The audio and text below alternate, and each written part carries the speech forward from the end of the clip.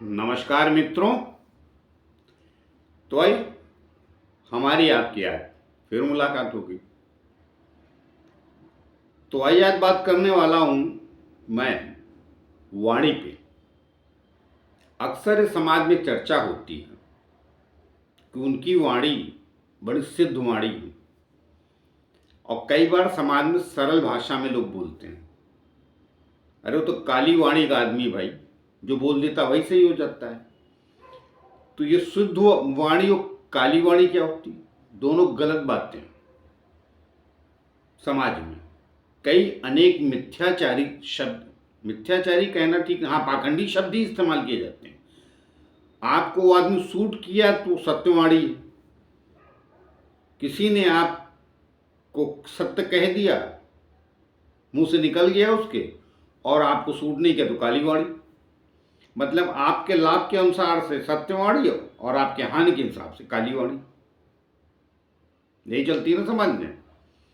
लेकिन वो बात नहीं, बात ये है कि कई बार वाणी सही हो जाती है। कुछ लोगों को विशेष ये गुण प्राप्त रहता है। तो आई, जैसा कि आप जानते, मैंने प्रार्थना नहीं की, वाणी की बात हुई तो सीधे आ गया। और जबकि मैं हमेशा करता हूँ वीडियो के शुरू में कि जब तक परमात्मा और परमेश्वर की मर्जी, हमारा आपका सिलसिला चलते रहेगा। तो चलिए आज देखिए, हमारी भी वाणी वहीं से निकली, तो ये भी एक अलग विषय है। तो बात ये है कि वाणी जो होती है कब मनुष्य की सत्य हो जाती है। जो कहता है उसमें ज़्यादातर 10 बातें कही तो 5-7 सत्य निकल जाती हैं। कई लोग बोलते रहते हैं, कुछ होते ही नहीं। कई महाराज लोग आशीर्वाद देते रहते, कुछ मिलते ही नहीं आपको। फिर 1-2 साल के बाद आप तंग आ जाते हैं और उनको छोड़ देते हैं, पाखंडी है। नहीं, वो पाखंडी हैं, वो विषय बात का है। वो कितने आत्म चैतन्य है और कहाँ से आशीर्वाद दे रहे हैं तो विषय बात का है, मगर वो भी कुंडली में ही रहता है। वाणी जो होती है वो देखिए, गुरु और बुद्ध पहले वाणी का स्वामी है, और गुरु को भी वाणी का और ज्ञान का स्वामी पकड़ा जाता है। तो आइए आगे उस पर चर्चा करूं। एक छोटी सी प्रार्थना और भी करता हूं कि जिन लोग हमारे चैनल सब्सक्राइब नहीं किया कृपया कर लीजिए, उससे हमें बल और शक्ति मिलती है जो आप लोग के द्वारा ही आती है। तो आइए बात करता हूं कब मनुष्य की वाणी सत्य हो जाती है। वो साधु संत है तो दिव्य पुरुष कहलाता है, अर्थात लोग ये मान के चलते हैं, उनके पास जाते हैं, उनके चरण छूते हैं और उन्होंने आशीर्वाद दिया, बोले जाओ कल्याण है, आज से तुम्हारा भला हो जाएगा, ये काम हो जाएगा। तो आप बड़े प्रसन्न होते हैं कि उनकी वाणी सत्य होगी। ऐसे बहुत कम साधु पुरुष कहिए या सन्यासी या जो भी आध्यात्मिक पुरुष मिलते हैं। तो आप देखेंगे उनकी वाणियाँ कई बार सत्य हो जाती है, कई बार बहुत ऊंचाई की वाणियाँ बोल देते हैं, वो भी सत्य हो जाती है। तो दिव्य पुरुष हो जाते हैं, तो लोग उनमें आस्था रख लेते हैं और फिर कहते क्या है, अरे भाई उनके वाणी में तो सरस्वती वास करती, वो जो कहते हैं वही सत्य हो जाता है। अब एक समान व्यक्ति होता है जो कई बार गलत बोल जाता है क्योंकि उसे ज्ञान नहीं रहता है। अच्छा भी बोलता है तो जिनके लिए अच्छा हुआ तो बोलते हैं, हमारे कर्मों की वजह से, उसका क्या लेना लगता। मैं आपको एकदम सामान्य और सरल बात बता रहा हूं कि मनुष्य की कहां यथा स्थिति होती है तो क्या बदलाव आ जाता है। आप आश्रम में जाते, किसी संत पुरुष हैं, उनसे मिलने जाते हैं तो उनकी वाणी सत्य है, सत्य होती है तो दिव्य पुरुष।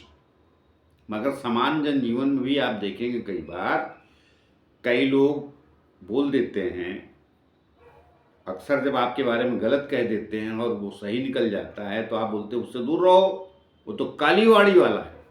ये भी गलत बात है। वो काली पीली वाणी वाला नहीं, वो भी वाणी सत्य ही निकली। क्योंकि घटा ना आपके साथ, तो ये कब होता है? तो इनको मैं सलाह दूंगा, ऐसे वाणी वालों को, जो कई बार उनको लगता है कि हमारी वाणी मैंने कहा था, देखा सत्य हो गया, तो उनको गुमान भी हो जाता है, घमंड, तो धीरे धीरे वो शक्ति निकल जाती है। तो अब ये क्यों होता है, किस ग्रह से होता है? और विशेष बात बता रहा हूं, और विशेष बातें लोग सुनते कहाँ हैं? हमने पहले ही कहा है कई वीडियो में कि सबको अपनी पड़ी है। मेरा ग्रह कहाँ बैठा, मैं रईस कब बनूंगा? तो मैं पहले भी 1000 बार समझा चुका हूँ, सबको गीता पढ़नी चाहिए।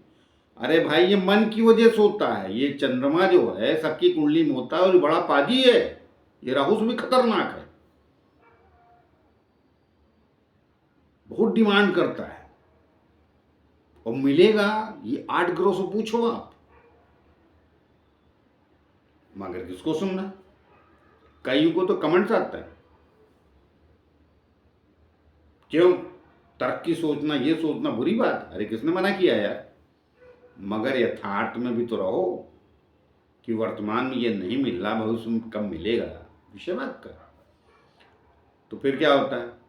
मन की पूर्ति हुई नहीं, गुस्सा आता है, और फिर राहु भ्रम देता है। अर्जुन ने भी सवाल किया था गीता में, इसीलिए मैं सबको, अभी मैं शायद हर वीडियो में ये अवश्य सलाह दे दूंगा कि सबको गीता पढ़नी चाहिए। गीता प्रथम अध्याय पढ़ के छोड़ नहीं देनी थी, द्वितीय अध्याय नहीं, लास्ट तक जाना चाहिए, 18वें अध्याय तक, उपसंहार तक।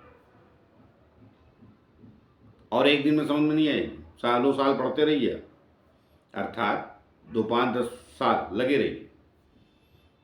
हम वो भी साफ बता दे रहे हैं, कोई माई का लाल अभी इस युग में इतना बुद्धिमान नहीं है कि पढ़ते सब सीख ले। आपको तो शुरू में खिसियात देने लगी, लेकिन जब समझ में आ जाएगी तो जिंदगी एकदम खुशहाल हो जाएगी, शांत। कम में कैसे सुखी आनंद में रहा जाता है, वो गीता सिखाती। हाँ, तो वो मन की वजह से, उन्होंने मन को ही शांत रखने के लिए सब बोला है। अर्जुन ने भी पूछा था, क्रोध आता क्यों हो मानव जीवन को? हमेशा आप दूसरों को ताना देते, वो बोल के चला गया इसलिए मेरा बिगड़ गया। कमाल, उसने उस वक्त बोले क्यों कि आपका बिगड़ा? कोई संत बन गया, उस सिद्ध पुरुष पास जाते हैं, तो उसने जो बोला था नहीं भी हुआ तो आप क्रोध नहीं खाते, मगर समान जन जीवन में खाते हैं, वो भी खाना बंद कर दे समान मानो तो बेहतर है। तो वाणी कहाँ से बेहतर होती, किन ग्रहों से? देखिए, उसमें केतु और गुरु का बहुत सहयोग होता है, राहु का नहीं, गुरु और केतु। जब भी केतु पे गुरु की दृष्टि पड़ जाए या केतु के साथ बैठ जाए गुरु, तो कई बार, अब अलग ग्रहों की दृष्टियों से बात नहीं करूं, तो कई बार आदमी बोलता है हाँ मैं जानता हूं, अहंकार भी पालता है आदमी, जब गुरु को केतु बैठ जाते, मैंने कहा था ना सच हो गया, देखा है, कहा भी सही हो गया। और कहीं उच्च के गुरु के साथ बैठ गया तो पक्का ही अहंकारी हो जाता है, और कहीं उच्च का गुरु भी कुंडली में हो तो भी हो जाता है अहंकारी, ये भी बता देता हूं ज्ञान से। उसको लगता है सब मुझे ही आता है, ऐसा सच नहीं, वो बाकी ग्रह भी देखने पड़ते हैं। लेकिन आज तो मैं वाणी की बात कर रहा हूं कि कब आपकी सत्य हो जाती है। तो ज्यादातर विशेष रूप से जब केतु पे गुरु की दृष्टि हो तो सत्य हो जाती है। जो आदमी जो कहता है विशेष रूप से उस वक्त ध्यान लगा के कह दिया तो निश्चित रूप से सत्य हो जाएगी। अब उसमें भी कैटेगरियां हैं। अब वो केतु गुरु की ही राशि में बैठ गया कि क्या बोलते उसे, धनु और मीन राशि में, और तब गुरु की दृष्टि पड़ी, और अधिक सत्य हो जाएगी पहले वाले की अपेक्षा। केतु कहीं भी बैठा है, गुरु ने देखा तो वो जो कहेगा वो काफी हद तक 10 बार कहेगा तो 5 बार पक्का है, यहाँ 7 बार हो जाता है। क्योंकि क्या होता है, जब ये सत्य होने लगता है तो सामने वाला अहंकार भी आने लगता है, देखा जो मैंने कहा तो सही हो गया, तो उसमें कमी आने लगती है। लेकिन जब केतु गुरु की राशि में मीन या मीन या धनु में बैठा हो तब फिर गुरु की दृष्टि पड़ जाए कहीं से, अब मैं कहाँ से पड़ेगी सब समझाऊंगा तो वीडियो 2 घंटे हो जाएगा। तो समझ लीजिए मोटी भाषा में कि वाणियाँ भी कैसे सत्य होती है, वो भी लिखा कहाँ रहता है, आपकी कुंडली में, अर्थात ज्योतिष में लिखा रहता है। तो जब मीन या धनु राशि में केतु बैठा और गुरु देख ले उसको, गुरु की 3 दृष्टियाँ, 7वीं, 5वीं और 9वीं, वो कहीं से भी देखें। यहाँ मैं वाणिक सत्यता की बात करूँ, आपको धन कितना मिले, पैसे वाले कितने, विषय की बात ही नहीं कर रहा हूँ, सिर्फ वाणिक सत्यता। और अगर कहीं से केतु के साथ बुध भी बैठ जाए और तब गुरु देख ले तो बहुत बड़ा भविष्यवक्ता बन जाता है, वो ज्योतिष जानता हो चाहे ना जानता हो। वो जो भविष्य में कहने लगता है वो कई बार वो सत्य होने लगता है, तो कई बार नहीं अक्सर होने लगता है। कई बार क्यों, ज्यादातर होने लगता है। केतु और बुध बैठे हो साथ में, विशेष रूप से गुरु की राशि में, धनु और मीन में, और बाकी राशियों की बात नहीं करूंगा अभी, उसमें कई बार वो आदमी उसका मजा लेने लगता है। मीन और धनु में ना बैठा हो, केतु और बुध एक साथ बैठ जाओ, गुरु की दृष्टि पड़ जाए, दूसरे राशि में बैठे हो तो 3 सही होती है, तो बाकी का वो फायदा उठाता है, जिसको फिर लोग क्या बोलते हैं, अरे महाराज की ने तो बड़ा सत्य बोला था, उसके चक्कर में वो धंधा लगा लेता है, बहुत भीड़ हो जाने लगती, बाद में सत्य नहीं होता है। ये भी चलिए सत्य बता देता हूँ। लेकिन जब गुरु की राशि में धनु और मीन में बैठा हो केतु और बुध और गुरु की दृष्टि पड़े तो उसकी बहुत सारी वाणियां सत्य होती हैं और वो पाखंडी भी नहीं होता, वो भी भागने लगता है समाज से। लोग इसको पीछे पीछे जाते हैं और वो गायब होने लगता है, ये क्या कर रहा हूँ, ये मेरे साथ क्या घट रहा है, वो ताजु में पड़ने लगता है। क्योंकि वो विवेकवान होता है, वो समझदार होता है और साथ साथ सज्जन होता है। बाकी कहीं बैठे पे पड़ी तो फिर वो तो जनता का लाभ लेता है, अलग अलग बातें। तो मेरा कहने का तात्पर्य ये है कि ये भी जो वाणी किसी की सत्य हो जाती है, बड़े हो जाते हैं, वो सब भी कारण ग्रहों की वजह से ही होता है। विशेष कोई लिखा के लाया है रामकृष्ण की तरह, तो वो फिर रामकृष्ण है ना, आज बुद्ध है ना भैया। ये बाकी वाले जो ज्योतिष में जानते हैं, सबसे पहले वो ऋषि पराशर ने, जो पराशर होरा शास्त्र है, उसमें उन्होंने सृष्टि चक्र बताया कि सृष्टि चलती कहते हैं। वो तो कोई जानना ही नहीं चाहता, उसमें वीडियो भी बनाने को देखना पसंद नहीं करेगा। ये क्या बता रहा, भगवान राम और कृष्ण का, अर्थात जितने भी देवता हुए हैं, जितने भी भगवान हुए, उनका भी अवतार इन ग्रहों से ही हुआ है। सब विज्ञान है, परमेश्वर का विज्ञान। विज्ञान का दूसरा नाम होता है अनुभूति। मगर आज के साइंटिस्ट जो है वो भी वैज्ञानिक हैं अपने, तो वो समझते ही नहीं इसका अर्थ में क्या समझूं। अरे हमारे यहाँ पहले से लिखा भाई चंद्रमा प्राणी है, मगर इनको नहीं दिखेंगे।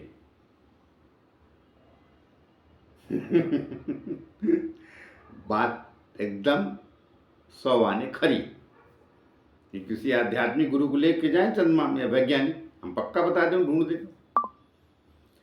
तो ये क्या है कि वाणियां भी, वो जो आकाशीय वाणी है तो ऐसी होती है, ग्रह आकाश में है ना, तो जिनकी कुंडली में ये सब योग रहते हैं उनकी वाणियां कई बार सत्य हो जाती है। इसलिए मैं उनको सलाह दूंगा, जो लोग मेरा वीडियो देख रहे हैं, कि अगर ऐसा है तो संभल के बोलिए, न सबको आशीर्वाद दीजिए, न सबको बद्दुआएं। फिर उसके परिणाम आपको भी बुरे भोगने पड़ जाते हैं कई बार। जब तक उनकी दशाएं अंतर दशाएं चल रही तब तक तो पता चला मामला टनाटन है 5-7 साल बाद में फिर कई बार आपने दिखा रहे अब उनमें वो दम नहीं रहा जो पहले था। ये भी तो कहते सुना है आपने कि 6 साल बड़ा बढ़िया कमाल कर रहे थे। अब वो खत्म हो जाती ना बातें। अब उसमें कितना मैं लंबा आपको विस्तार से समझाऊं। तो आज ये मैंने कहने कहने की कोशिश नहीं, कह ही रहा हूँ। आगे किसी और वीडियो में और विस्तार से आ जाऊंगा कि जब किन्हीं राशियों में सब बैठते हैं तो किस किस्म का सत्यता और पाखंड आती। मगर यहाँ बैठे हैं तो ज़्यादातर लोगों की वाणी सही हो जाती है। तो सामान्य जनजीवन का सरल आदमी है तो उसको लोग काली वाणी बोल देते हैं, आध्यात्मिक पुरुष या संत है तो उसको बोलते हैं मतलब दिव्यवाणी। और जब मैंने बोला ना बुध और केतु दोनों को साथ हो तो वो तो फिर बहुत कुछ बोल के चला जाता है जिसको लोग लिख भी लेते हैं। हाँ, पूर्व में भविष्यवक्ता पाए जाते थे जिनको कहते हैं भविष्यवक्ता। तो आए मिलते हैं किसी भविष्यवक्ता ज्योतिषाचार्य भी होता है लेकिन वो सच में रहे। उसकी एक ही चाबी है, जन्म तिथि, जन्म का समय और जन्म स्थान। जब ये मुझे मिलेगा तो मैं आपके बारे में अच्छा करूँगा। बाकी आप बोलिए कि चेहरा देख के बता दो महाराज तो फिर आप भूल जाएंगे मैं ना पाखंडी हूँ और ना आप भ्रम में रहिए। मगर जिनकी बात मैं कर रहा हूँ तो बगैर देखे ही कई बार शुरू हो जाते हैं प्रकृति वगैरह के बारे में बोल देते हैं। तो आए मिलते हैं किसी और नए विषय को लेकर। तब तक के लिए आज्ञा दिए। जाते जाते फिर से प्रार्थना है कि जिन लोगों हमारे चैनल सब्सक्राइब नहीं किया कृपया कर लीजिए।